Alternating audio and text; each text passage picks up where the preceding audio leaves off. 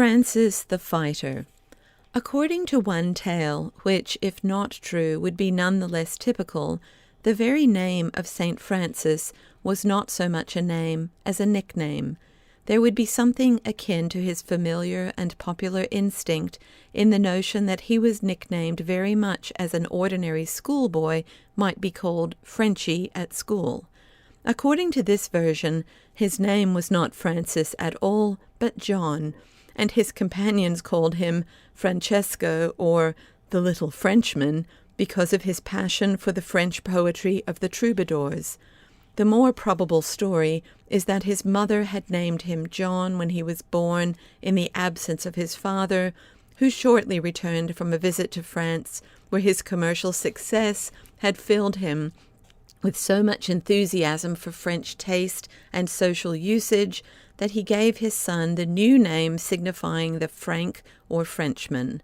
In either case, the name has a certain significance as connecting Francis from the first with what he himself regarded as the romantic fairyland of the troubadours. The name of the father was Pietro Bernardone, and he was a substantial citizen of the Guild of the Cloth Merchants in the town of Assisi.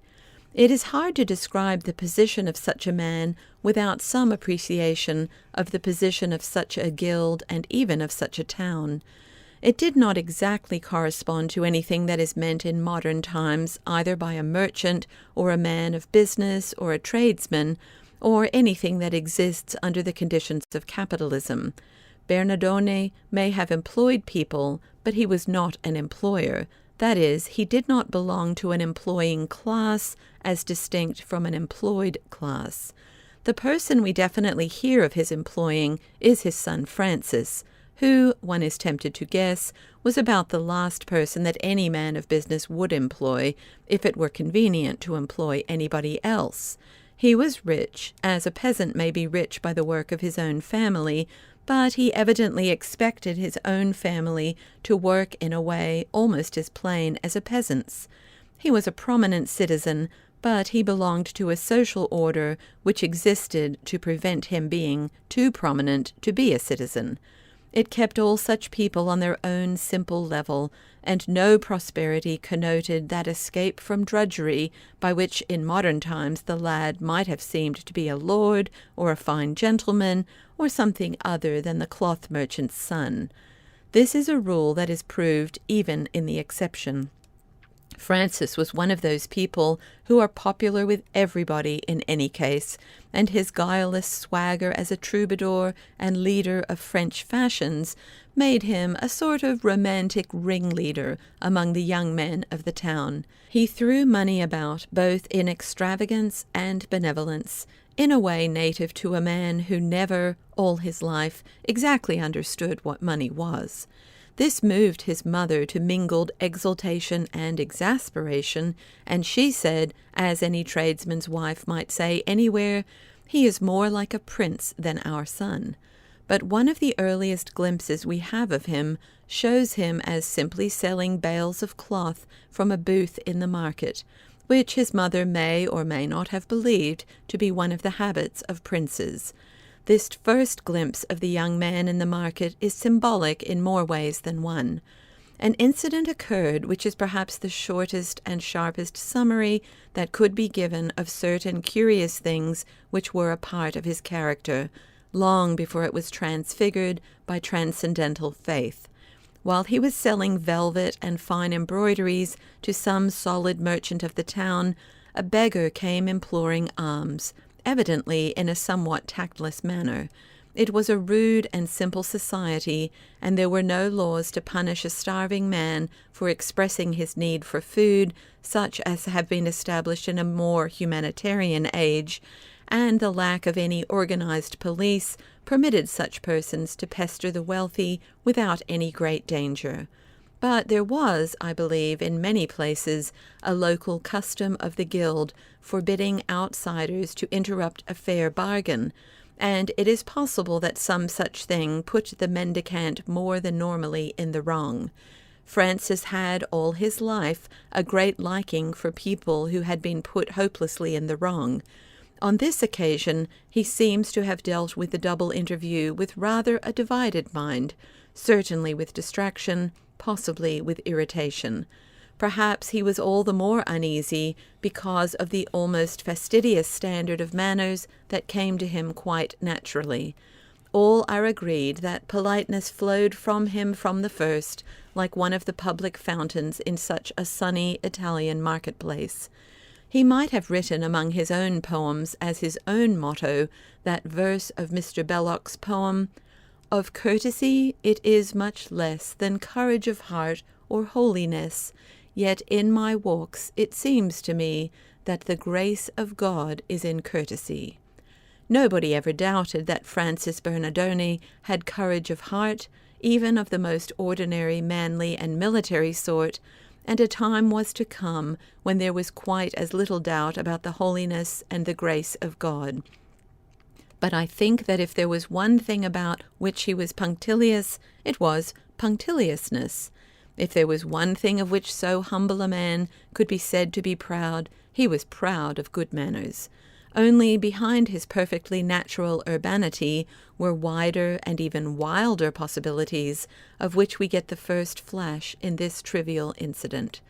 Anyhow, Francis was evidently torn two ways with the botheration of two talkers, but finished his business with the merchant somehow, and when he had finished it, found the beggar was gone.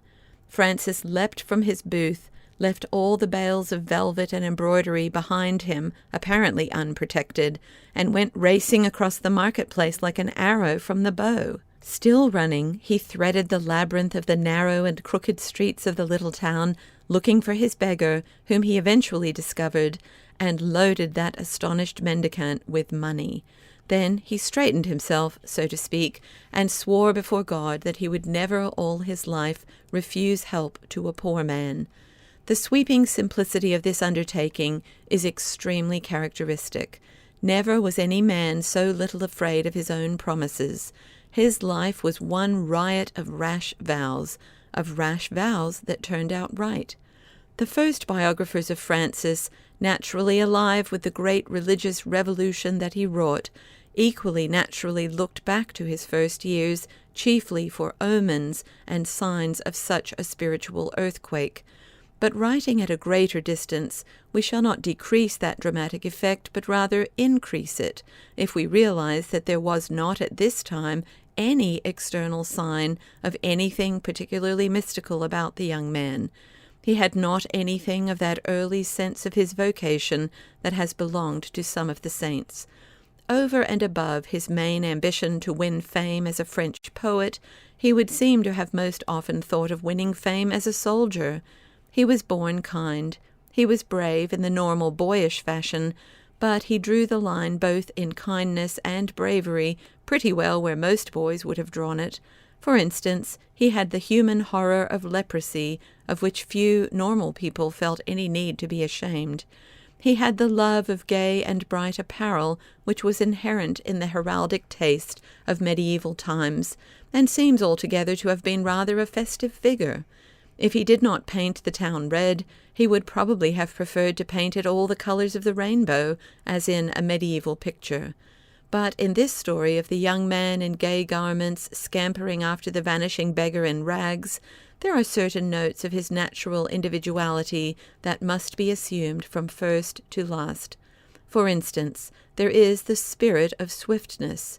In a sense, he continued running for the rest of his life as he ran after the beggar. Because nearly all the errands he ran on were errands of mercy, there appeared in his portraiture a mere element of mildness, which was true in the truest sense, but is easily misunderstood. A certain precipitancy was the very poise of his soul. This saint should be represented among the other saints as angels were sometimes represented in pictures of angels, with flying feet or even with feathers, in the spirit of the text that makes angels winds and messengers a flaming fire.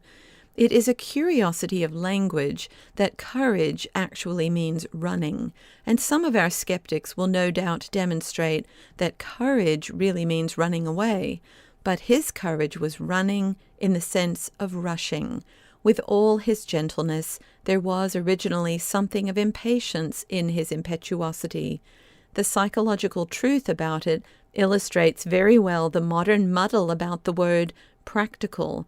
If we mean by what is practical what is most immediately practicable, we mean merely what is easiest. In that sense, St. Francis was very unpractical, and his ultimate aims were very unworldly.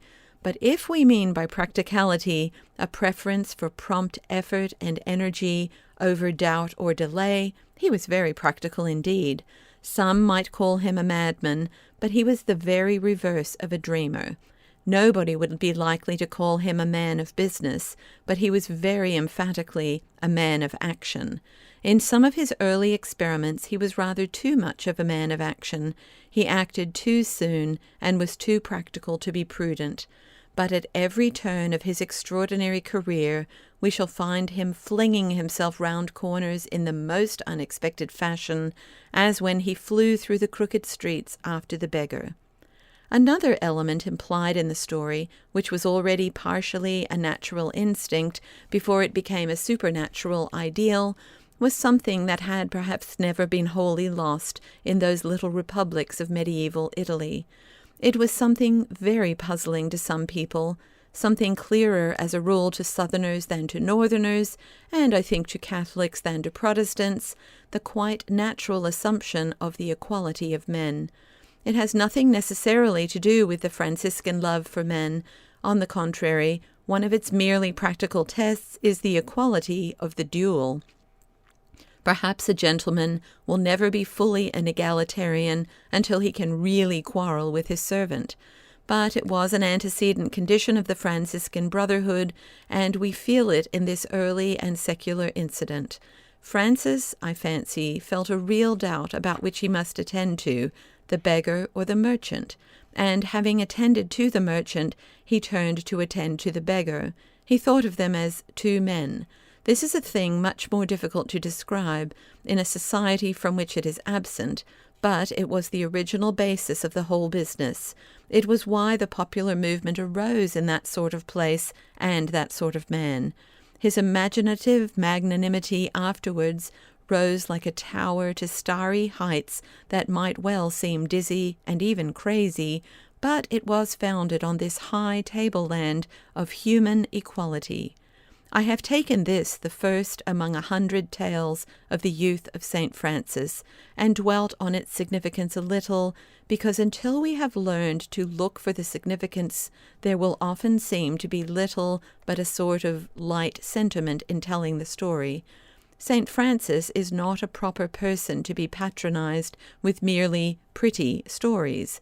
There are any number of them, but they are too often used so as to be a sort of sentimental sediment of the medieval world, instead of being, as the saint emphatically is, a challenge to the modern world. We must take his real human development somewhat more seriously, and the next story in which we get a real glimpse of it is in a very different setting.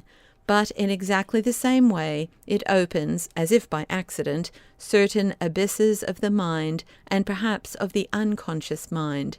Francis still looks more or less like an ordinary young man, and it is only when we look at him as an ordinary young man that we realize what an extraordinary young man he must be. War had broken out between Assisi and Perugia. It is now fashionable to say, in a satirical spirit, that such wars did not so much break out as go on indefinitely between the city-states of medieval Italy. It will be enough to say here that if one of these medieval wars had really gone on without stopping for a century, it might possibly have come within a remote distance of killing as many people as we kill in a year in one of our great modern scientific wars between our great modern industrial empires. But the citizens of the medieval republic were certainly under the limitation of only being asked to die for the things with which they had always lived, the houses they inhabited, the shrines they venerated, and the rulers and representatives they knew, and had not the larger vision calling them to die for the latest rumors about remote colonies as reported in anonymous newspapers. And if we infer from our own experience that war paralyzed civilization, we must at least admit that these warring towns turned out a number of paralytics who go by the names of Dante and Michelangelo, Ariosto and Titian, Leonardo and Columbus, not to mention Catherine of Siena and the subject of this story. While we lament all this local patriotism as a hubbub of the Dark Ages, it must seem a rather curious fact that about 3/4 of the greatest men who ever lived came out of these little towns and were often engaged in these little wars. It remains to be seen what will ultimately come out of our large towns, but there has been no sign of anything of this sort since they became large, and I have sometimes been haunted by a fancy of my youth that these things will not come till there is a city wall round Clapham and the tocsin is run at night to arm the citizens of Wimbledon. Anyhow, the tocsin was rung in Assisi and the citizens armed, and among them Francis, the son of the cloth merchant. He went out to fight with some company of lancers, and in some fight or foray or other he and his little band were taken prisoners. To me it seems most probable that there had been some tale of treason or cowardice about the disaster, for we are told that there was one of the captives with whom his fellow prisoners flatly refused to associate even in prison. And when this happens in such circumstances, it is generally because the military blame for the surrender is thrown on some individual. Anyhow, somebody noted a small but curious thing, though it might seem rather negative than positive.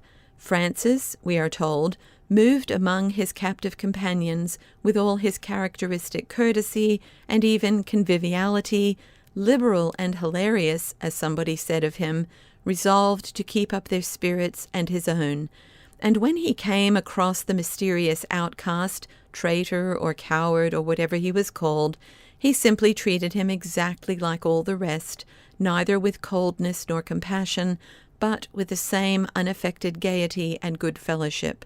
But if there had been present in that prison some one with a sort of second sight about the truth and trend of spiritual things, he might have known he was in the presence of something new and seemingly almost anarchic, a deep tide driving out to uncharted seas of charity.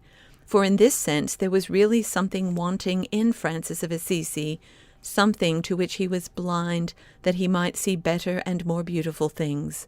All those limits in good fellowship and good form, all those landmarks of social life that divide the tolerable and the intolerable, all those social scruples and conventional conditions that are normal and even noble in ordinary men, all those things that hold many decent societies together, could never hold this man at all.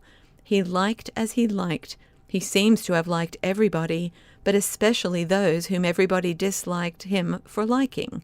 Something very vast and universal was already present in that narrow dungeon, and such a seer might have seen in its darkness that red halo of caritas caritatum, which marks one saint among saints as well as among men.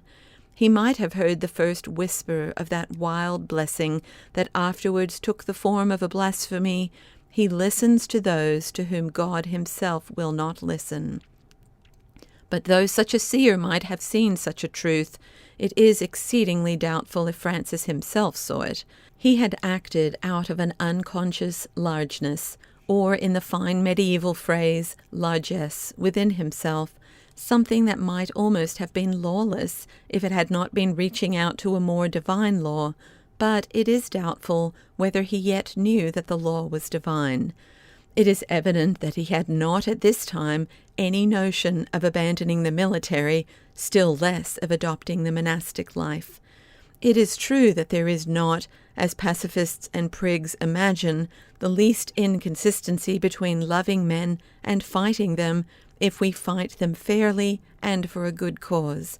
But it seems to me that there was more than this involved, that the mind of the young man was really running towards a military morality in any case. About this time the first calamity crossed his path in the form of a malady which was to revisit him many times and hamper his headlong career. Sickness made him more serious, but one fancies it would only have made him a more serious soldier, or even more serious about soldiering. And while he was recovering, something rather larger than the little feuds and raids of the Italian towns opened an avenue of adventure and ambition. The crown of Sicily, a considerable centre of controversy at the time, was apparently claimed by a certain Gautier de Brienne, and the papal cause to aid which Gautier was called in aroused enthusiasm among a number of young Assisians, including Francis, who proposed to march into Apulia on the Count's behalf. Perhaps his French name had something to do with it, for it must never be forgotten that though that world was in one sense a world of little things, it was a world of little things concerned about great things. There was more internationalism in the lands dotted with tiny republics than in the huge, homogeneous, impenetrable national divisions of today. The legal authority of the Assisian magistrates might hardly reach further than a bow shot from their high embattled city walls, but their sympathies might be with the ride of the Normans through Sicily, or the palace of the troubadours at Toulouse, with the emperor throned in the German forests, or the great pope dying in the exile of Salerno. Above all, it must be remembered that when the interests of an age are mainly religious, they must be universal.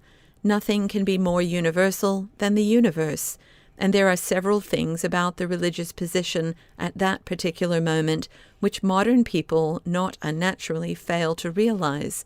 For one thing, modern people naturally think of people so remote as ancient people and even early people. We feel vaguely that these things happened in the first ages of the Church. The Church was already a good deal more than 1,000 years old.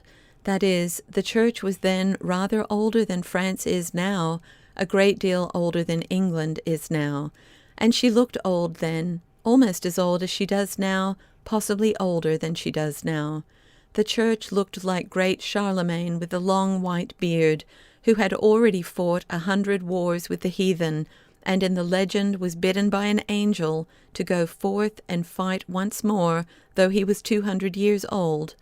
The Church has topped her 1,000 years and turned the corner of the second 1,000. She had come through the dark ages, in which nothing could be done except desperate fighting against the barbarians and the stubborn repetition of the creed. The creed was still being repeated after the victory or escape, but it is not unnatural to suppose that there was something a little monotonous about the repetition. The Church looked old then as now, and there were some who thought her dying then as now. In truth, orthodoxy was not dead, but it may have been dull. It is certain that some people began to think it dull. The troubadours of the Provençal movement had already begun to take that turn or twist towards Oriental fancies and the paradox of pessimism, which always come to Europeans as something fresh when their own sanity seems to be something stale. It is likely enough that after all those centuries of hopeless war without and ruthless asceticism within, the official orthodoxy seemed to be something stale. The freshness and freedom of the first Christians seemed then, as much as now, a lost and almost prehistoric age of gold. Rome was still more rational than anything else. The Church was really wiser, but it may well have seemed wearier than the world. There was something more adventurous and alluring, perhaps, about the mad metaphysics that had been blown across out of Asia. Dreams were gathering, like dark clouds over the Midi, to break in a thunder of anathema and civil war. Only the light lay on the great plain round Rome, but the light was blank, and the plain was flat, and there was no stir in the still air and the immemorial silence about the sacred town. High in the dark house of Assisi, Francesco Bernardoni slept and dreamed of arms. There came to him in the darkness a vision splendid with swords, patterned after the cross in the crusading fashion, of spears and shields and helmets hung in a high armory, all bearing the sacred sign. When he awoke, he accepted the dream as a trumpet bidding him to the battlefield, and rushed out to take horse and arms. He delighted in all the exercises of chivalry, and was evidently an accomplished cavalier and fighting man by the tests of the tournament and the camp. He would doubtless at any time have preferred a Christian sort of chivalry, but it seems clear that he was also in a mood which thirsted for glory, though in him that glory would always have been identical with honor. He was not without some vision of that wreath of laurel which Caesar has left for all the Latins. As he rode out to war, the great gate in the deep wall of Assisi resounded with his last boast, "I shall come back a great prince." A little way along his road, his sickness rose again and threw him. It seems highly probable, in the light of his impetuous temper, that he had ridden away long before he was fit to move, and in the darkness of this second and far more desolating interruption, he seems to have had another dream in which a voice said to him, "You have mistaken the meaning of the vision. Return to your own town." And Francis trailed back in his sickness to Assisi, a very dismal and disappointed, and perhaps even derided figure, with nothing to do but to wait for what should happen next. It was his first descent into a dark ravine that is called the Valley of Humiliation, which seemed to him very rocky and desolate, but in which he was afterwards to find many flowers. But he was not only disappointed and humiliated, he was also very much puzzled and bewildered. He still firmly believed that his two dreams must have meant something, and he could not imagine what they could possibly mean. It was while he was drifting, one may even say mooning, about the streets of Assisi and the fields outside the city wall, that an incident occurred to him which has not always been immediately connected with the business of the dreams, but which seems to me the obvious culmination of them. He was riding listlessly in some wayside place, apparently in the open country, when he saw a figure coming along the road towards him, and halted, for he saw it was a leper, and he knew instantly that his courage was challenged, not as the world challenges, but as one would challenge who knew the secrets of the heart of a man. What he saw advancing was not the banner and spears of Perugia, from which it never occurred to him to shrink, not the armies that fought for the crown of Sicily, of which he had always thought as a courageous man thinks of mere vulgar danger. Francis Bernardoni saw his fear coming up the road towards him, the fear that comes from within and not without, though it stood white and horrible in the sunlight. For once in the long rush of his life, his soul must have stood still. Then he sprang from his horse, knowing nothing between stillness and swiftness, and rushed on the leper and threw his arms round him. It was the beginning of a long vocation of ministry among many lepers, for whom he did many services. To this man he gave what money he could, and mounted and rode on. We do not know how far he rode, or with what sense of the things around him, but it is said that when he looked back, he could see no figure on the road.